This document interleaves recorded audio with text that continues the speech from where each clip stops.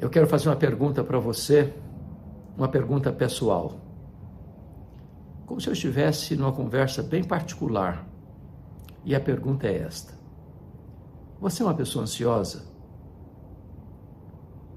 Você é uma pessoa que o problema está vindo lá na China, você pensa que ele está batendo na porta da sua casa? Você é uma pessoa que antecipa problemas quando os problemas ainda não chegaram? Você é uma pessoa que fica roendo as unhas, fazendo provisão para o fracasso? Você lida bem com a questão da ansiedade? Porque esse é um problema nosso, humano, né? Nós não administramos o futuro, nós não enxergamos na curva, nós não vemos lá na frente. Então, tudo aquilo que parece fugir do nosso controle, que nós não administramos, nos deixa, de fato, ansiosos. A ansiedade é considerada o mal deste século. Atinge pessoas de todos os estratos sociais, de todas as faixas etárias e de todos os credos religiosos. As pessoas andam ansiosas. Até as crianças estão ansiosas hoje. Também pudera. Hoje parece que muitas crianças não têm mais espaço para uma vida lúdica tranquila. Uma criança já com 2, 3 anos já está na escola. Às vezes com atividades intensas. Quanto mais oportunidade tem esta família de investimento, mais a agenda é lotada, é aula de inglês, é aula de natação, é aula disso, é aula daquilo. E as crianças estão, às vezes, estressadas. Eu nunca me esqueço, certa feita eu cheguei na igreja mais cedo e vi uma criança brincando, tranquila, parece, sozinha. E eu me aproximei e brinquei com ela e disse: filha, que vidona, hein? E ela retrucou em tom áspero: o senhor é que pensa. As crianças estão ansiosas. As crianças também estão com os nervos à flor da pele. As pessoas estão ansiosas pela vida do amanhã. O que vai acontecer? O que vai ser do amanhã? E se eu ficar doente? E se eu ficar sozinho? E se eu não tiver dinheiro para cuidar de mim na minha velhice? O que vai ser da minha vida, dos meus filhos, da minha descendência? Onde eu vou morar? Com quem vou me casar? Onde eu vou trabalhar? Será que eu vou ter sustento necessário? São perguntas que os homens estão fazendo todos os dias, todas as horas. Como é que você lida com isso? Como é que você trata com isso? O apóstolo Paulo, quando escreveu sua carta aos Filipenses, ele lida com esse assunto. Ele fala daquelas coisas que podem roubar nossa alegria, tirar nossa paz, tirar nosso equilíbrio emocional. E a primeira coisa que ele menciona no capítulo 1 são as circunstâncias da vida. Temos circunstâncias difíceis. A vida, na rápida corrida do berço à sepultura, ela começa com você chorando. E ela caminha pela vida com as lágrimas rolando no rosto. E via de regra, nós nos despedimos deste mundo com choro. As circunstâncias, às vezes, conspiram contra nós. Planejamos uma coisa, acontece outra. Entramos para uma viagem achando que vai tudo transcorrer em perfeita paz e vem um acidente. Você faz provisão para a saúde e fica doente. Você entra numa relação esperando companheirismo e encontra hostilidade. E quantas pessoas que lidam com circunstâncias tão difíceis. E essas circunstâncias carrancudas, que conspiram contra a nossa paz, podem nos deixar ansiosos, muito ansiosos. Paulo, no capítulo 2 de Filipenses, vai tratar da questão dos relacionamentos. E talvez você sofre mais por causa de gente do que por causa de coisas. As pessoas nos tiram a alegria mais do que as circunstâncias. As pessoas nos decepcionam e nós decepcionamos as pessoas. Nós não viemos de uma família perfeita, nós não somos uma pessoa perfeita, nós não constituímos uma família perfeita. E a família pode se tornar um polo de tensão na vida, de estresse, de ansiedade. Quantas mágoas não tratadas, quantas feridas não curadas, quantas dores não consoladas, quantos relacionamentos estressantes e estressados que jamais foram pacificados. As pessoas podem nos deixar muito ansiosos, né? Mas Paulo menciona no capítulo 3 uma outra razão que pode ser uma produtora de ansiedade, que é a preocupação com as coisas materiais. O apóstolo chega a dizer que há algumas pessoas que só pensam nas coisas materiais. Não por aquilo que elas têm ou deixam de ter. Porque a ansiedade não tem a ver com quanto de dinheiro você tem nas mãos, mas o quanto de insegurança você tem no coração. Talvez as pessoas mais ansiosas com dinheiro são as mais ricas. É o medo de perder o que tem, ou o medo de pessoas se aproximarem com outras intenções. E Paulo lida com isso, dizendo que algumas pessoas passam pela vida e fazendo do dinheiro o seu ídolo, o seu Deus. E o dinheiro é um bom servo, mas um péssimo patrão. Quando você usa o dinheiro, ele é uma bênção, mas quando você é usado pelo dinheiro, você se torna uma pessoa avarenta e despótica. Como é que você lida com isso? Já no capítulo 4, o apóstolo Paulo vai tratar mais especificamente do assunto da ansiedade e vai dizer assim: não andeis ansiosos de coisa alguma. Ele não está dizendo não andeis ansiosos de alguma coisa, mas de coisa alguma. E talvez você diga, mas será que isso é possível? Será que alguém possa passar pela vida sem ser tomado, dominado pela ansiedade? Porque a palavra ansiedade, na língua grega, significa estrangulamento. É apertar o pescoço. É tirar o oxigênio. É sufocar. Algumas pessoas que estão como que sem respirar. Elas estão completamente asfixiadas. Pessoas que têm ansiedade crônica, que não sabem lidar com desafios, não vai conseguir fazer uma prova sem ficar com as mãos suadas. O raciocínio foge. Não consegue fazer um concurso, porque na hora dá um apagão. Não consegue enfrentar os desafios da vida, porque a ansiedade os deixa fragilizados. Como é que se lida com isso? O apóstolo Paulo diz: não andeis ansiosos de coisa alguma.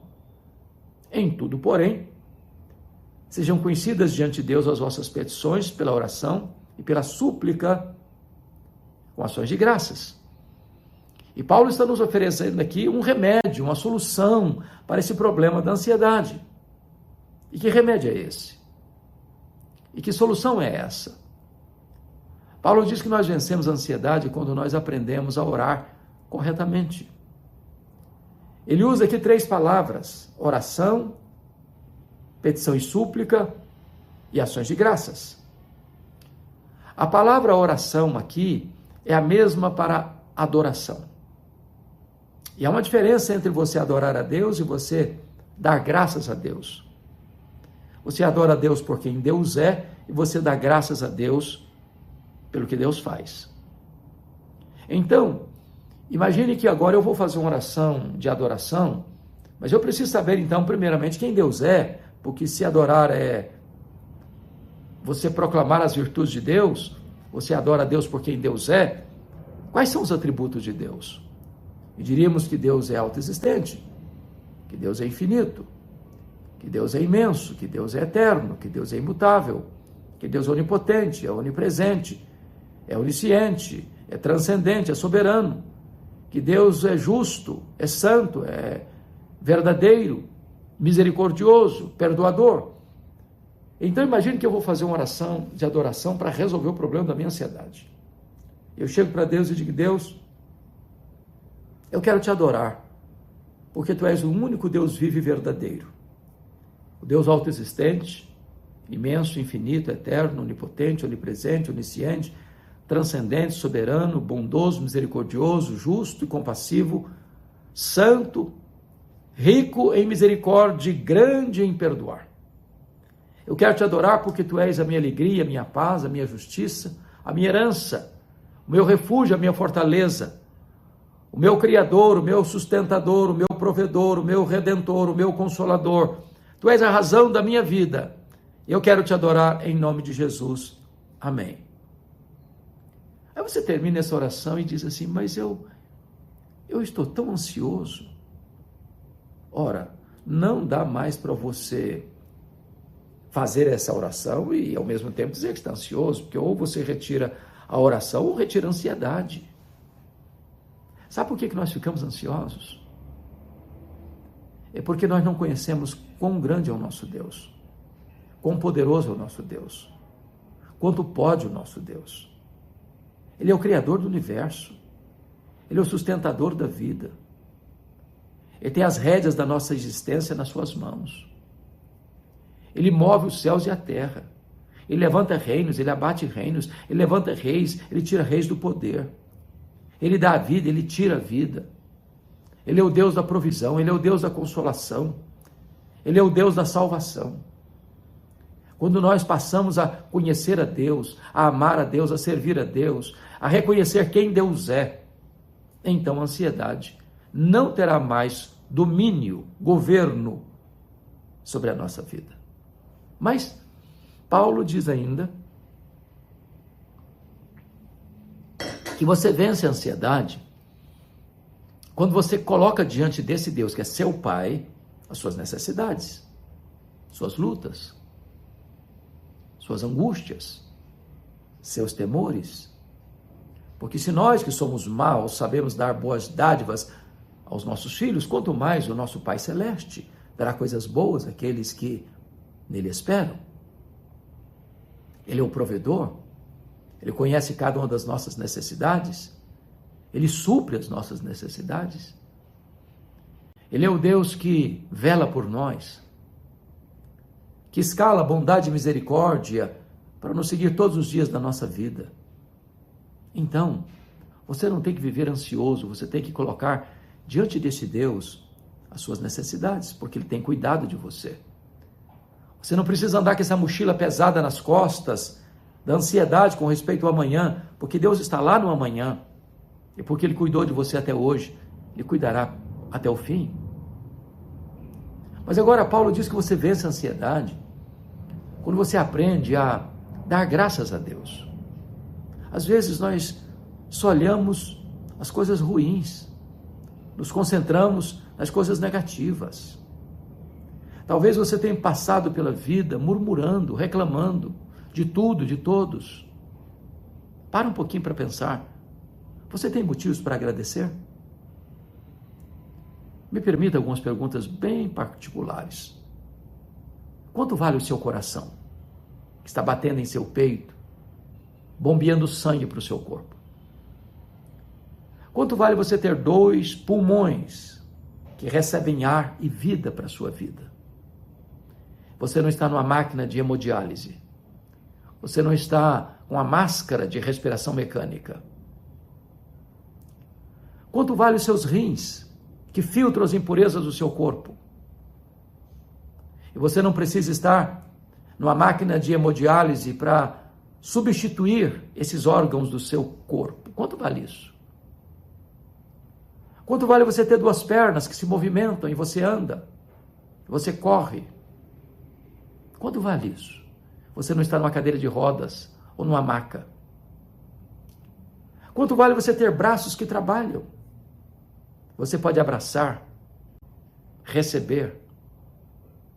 E você não está impossibilitado de trabalhar e ganhar o pão de cada dia. Quanto vale você ter olhos que enxergam? Não está privado da visão. Ter ouvidos que escutam? Não está privado dos sons.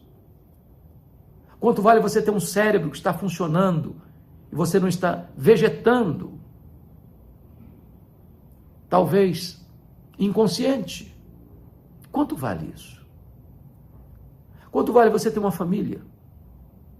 Quanto vale você ter amigos? Quanto vale você ter uma casa para morar, uma cama para dormir, roupa quentinha para vestir? Quanto vale você ter pão sobre a sua mesa? Talvez você só tenha olhado os lados negativos da vida e você tem motivos para gratidão. Então, comece a agradecer a Deus. Comece a exaltar a Deus por aquilo que Deus tem feito na sua vida e por quem Deus é. E você vai perceber que na medida que você começa a dar graças a Deus, não vai tendo mais espaço para ansiedade no seu coração. O resultado disso é que Paulo diz assim: a paz de Deus, que excede todo entendimento, guardará o vosso coração e a vossa mente em Cristo Jesus. Veja você que há aí uma substituição de ansiedade por paz, de ansiedade humana por paz divina, de uma ansiedade que controla a sua vida para uma paz que excede todo entendimento, de uma paz que não é comprada por dinheiro, não é uma paz rasa, superficial, de um momento, mas é a paz de Deus, que excede todo entendimento, que coexiste muitas vezes com as provas da vida, com as lutas da vida, com as dores da vida, com as lágrimas da vida. Essa paz é a paz de Deus, que o mundo não conhece, que o mundo não pode dar, que o mundo não pode tomar de você. Essa paz de Deus vai cercar sua vida. A paz de Deus que excede todo entendimento, guardará. E a ideia aqui é montar guarda, montar sentinela, colocar uma soldadesca divina ao redor da sua cabeça e do seu coração, porque a ansiedade é um pensamento errado e um sentimento errado. Quando você adora a Deus por quem Deus é, quando você suplica a Deus porque Ele é seu Pai, quando você dá graças a Deus por aquilo que Deus já tem feito na sua vida, então a ansiedade não tem mais espaço, porque agora a sua mente está protegida, guardada por uma sentinela divina. O seu coração está protegido, guardado por uma sentinela divina. E essa muralha protetora que se levanta para guardar a sua mente, o seu coração, a sua razão e a sua emoção, é a paz de Deus, que excede todo o entendimento.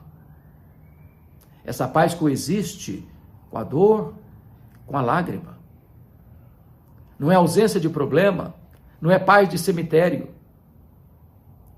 É a paz que lhe dá forças para prosseguir, ainda que a estrada esteja juncada de espinhos, para navegar, ainda que os mares sejam revoltos. É aquela paz que está com você nos dias de celebração, também nos dias amargos de dor. É aquela paz que está com você quando você diz bem-vindo, quando você diz até logo. Esta é a paz que hoje pode tomar conta da sua mente e do seu coração. Então você não precisa ser um prisioneiro da ansiedade.